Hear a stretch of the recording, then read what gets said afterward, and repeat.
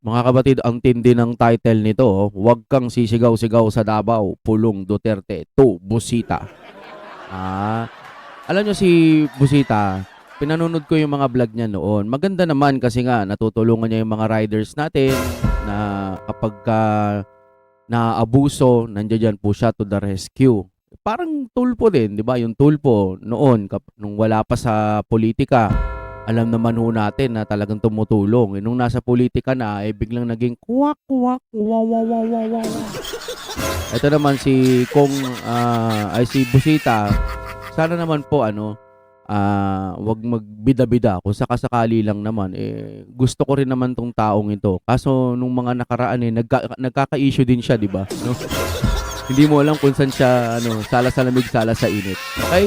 Pakinggan na po natin anong meron dito. O mga kababayan, problema din ba sa inyo yung ingay na dala ng mga motor na bora-bora? Yung mga motor mga kababayan na pinapalitan ng tambutso para lumakas ang ingay nito. Yung Pero may yun may limit yun Kumbaga may mga ganon na may tatak. Nakalimutan ko na tawag dun na inaalaw po nila. Pero pag sobra-sobra ata hindi pwede. Yun ang pagkakaalam ko pero panoorin na natin ito. para nang nagyera mga kababayan, naririnig nyo yan sa tuwing bagong taon. Di ba buong Pilipinas ang may problema niyan dahil etong ating mga kabataan nagmo-modify na kanilang muffler o mga tambutso mga kababayan para Grabe yun Minsan makikita mo yung tambutso, nagbabaga na talaga. lumakas ang ingay ng kanilang motor. Pero subalit datapwat, bagamat cool na cool yan para sa kanilang tingin mga kababayan sa mga taong ordinaryo sa kanilang kabahayan sa tuwing dumadaan itong mga bora-bora ay masakit sa kanilang tainga yan. Ako masakit sa tenga ko yan. Kasi nga parang ano ba yan? Ba't pwede naman silang mag-ordinaryong tambucho? Sabi nga nila, may post na gano'n matanda ka na talaga kapag naiingayan ka na sa amin. Sabi ng gano'n. Yung mga may-ari ng tambucho na brrrr. Napakalakas nun. Ako naiingayan ho talaga mga kapatid. Tsaka tukso yan sa mga kabataan para ibarurot palalo nila hanggang sa baka maaksidente sila. Kaya hanggat maaari, wag na lang yan. Pangit Mga kababayan. Minsan, tuwing hating gabi, marami ang nagigising dahil sa alingas-ngas ng ingay nitong bora-borang ito. Kaya, ang Davao City mga kababayan, bumuo ng ordinansa na i-crackdown itong mga bora-bora. Bumuo sila ng City Ordinance mga kababayan number 0334-12 na nagre-regulate sa mga modified muffler na ito na labis-labis ang ingay mga kababayan na wala namang naidudulot na mabuti sa kanilang mga kababayan, hindi naman bubilis ang kanilang takbo. Wala. Hindi naman minsan nga kahit 40 lang yung takbo nila Parang akala mo humaharurot na pero mabagal. Yun nga lang malutong yung mga motor ho nila. Ako hanggat maaari wag yan kasi para sa akin yung mga gumagamit yan bida-bida. No? Nakaka-istorbo kayo sa mga kababayan ho natin. Tsaka dinesign yung mga motor na yan. Halimbawa, naka-rusi ka, no? Tapos lalagyan mo ng hindi maganda. Hindi naman naka-design yung mga motor na yan doon sa pangpaingay. Itong magandang maidudulot kundi istorbo, ingay at alarma lalong-lalo na sa gabi. Yan ang ginagawang aksyon ngayon sa Davao City laban sa mga bora-borang ito. Pero subalit tatapwat, etong nagpapakilalang si mga kababayan, Colonel Busita, dating kongresista ng One Rider Party List, na ngayon ay parang naging vlogger na mga kababayan at naging riders' right advocates daw mga kababayan. Nag-a-advocacy sa mga riders sa buong bansa na taga Maynila, nagpunta talaga sa Davao City at umeksena di umano mga kababayan. Kaya binatikos ni Paulo Pulong Duterte. Abay, akalain nyo, kinastigo mismo mga kababayan nitong si Busita ang CTTMO o yung Center mga kababayan ng Traffic Control Management sa Davao. At ayon dito kay Paulo Pulong Duterte, etong si Busita daw mga kababayan ay nagsisigaw-sigaw. Sabi ni Pulong mga kababayan, huwag kang magsisigaw-sigaw dito dahil ikaw lang ang bingi. At nagtataka daw si Paulo Pulong Duterte na sa laki ng Pilipinas, bakit sa Davao pa napiling umeksena nitong si Busita? Ayun. Kasi nga pag Davao City, Duterte, kapag vlogger ka, may views. Diba? Alam natin, nakakatulong yan si Sir Busita. Shoutout po, Sir. Pero oo nga naman, bakit naman po ganon? Bakit sa Davao? Bukod sa mataas ang views, ano po ba ang nangyari meron po bang lagayan? Tatanong lang ho, nagtatanong lang. May lagayan ho ba? Bakit Davao agad ang inano ninyo? Malamang, pwedeng idahilan yan. Bakit pumupunta naman kami sa iba't ibang lugar? Nagkataon lang nakasama sa listahan yung Davao, kaya matunog. Yun nga, kapag Davao, matunog. Diba? Kasi nga, may views. Ayan, views na views siya ngayon. Alam ko sa iba't ibang mga lugar, meron pang ang iba na yung motor bawal ang helmet. Naalala ko ng ganyan eh. Sa lugar nila, bawal yung helmet. Di ba si ano ata, parang may ganyan na rin eh. Si, ano ba tawag doon? Si Mayor Isko Moreno, no? Sa lugar nila, parang bawal yung mga nakamask. Depende kasi sa lugar kung anong ipapatupad doon nila. Di ba? Kaso baka umiksena to, gusto niyang baliin yung mga rules ng Davao City patungkol po dyan sa ingay-ingay ng motor. Okay? Parang ganun ang pagkakaintindi ko. Kaya tuloy-tuloy na natin ito. Kung makasigaw daw ito sa mga city employees, mga kababayan, Oh? na maayos namang ginagawa ang trabaho nila, ay akala mo daw inihalal ng mga Davaoenyo ito si City of ano, sinisigawan, kakadayo mo lang dyan, tapos sisigaw-sigaw ka. Wow, Busita. At akala niya, siya ang namumuno sa Davao. Oh. Sabi pa ni Pulong, you are not elected here. The people here in Davao chose their leader. Respect that, Busita. Oh, sabi ni Ayun. Paolo Pulong Duterte, mga kababayan. For your information, mayroon kaming city ordinance dito sa Davao na 0334-12, ang Comprehensive Transport and Traffic Code of Davao City. Hindi ito daw basta trip lang, mga kababayan, ng LGU. At nag-i-exist ang city ordinance na ito to protect the public order, especially Ayun. against excessive loud modified exhaust o bora-bora, mga kababayan, na wala namang naidudulot na mabuti kundi istorbo, ingay, alarma, lalong-lalo na sa gabi. Dagdag pa ni Pulong, mga kababayan, na ang Davao City values discipline. Oo Davao naman. City values peace and quiet. Tsaka saksi tayo dyan, no, na halos bihira yung nagpapapatok. Halos wala nga eh. No, natatanaw namin yan. Nagulat kami, pumunta kami dyan, no, bagong taon. Wala po tayong nakitang mga fireworks na sa taas, yung mga bugum-bugum-bugum. Wala.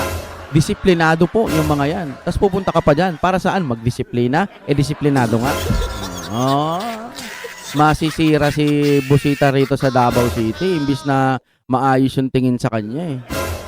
Bibida-bida tuloy siya, no? Hindi ito about sa pagpapasikat, sabi ni Pulong, mga kababayan. It's about protecting the communities, especially the families, elderly, at mga batang residente na natutulog kapag Correct. gabi. Oo, Kung correct. gusto mong mag-advocate, Busita, sabi ni Pulong Duterte, mga kababayan, ay gawin mo yan sa tamang paraan. Dialogue, not drama.